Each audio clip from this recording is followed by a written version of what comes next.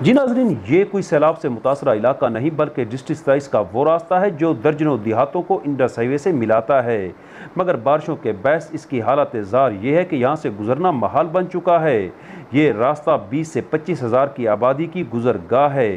یہ بستی شیخ، بستی رستمانی، بستی حافظ آباد، بستی بکرو والی، بستی مراد والی، بستی لیسڑا، بستی قائم والی، بستی قبول والی، بستی ککڑی کے علاوہ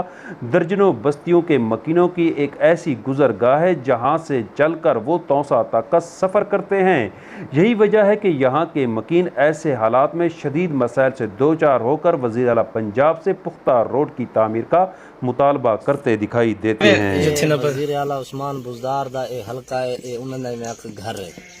لیکن گال ہے ہر جاتے کم کاروبار تھینے پین کرویندے بھی پین، لیکن یہ 27 پکا موزہ چوہی دا کھالا ہے جن وچ اگر کوئی مریض تھی ونجے وہ مریض بارش دے دوران مریض نہیں نکل سکتا، مریض مر ویندے اگو تے کسی ایسا نہیں لے سکتے۔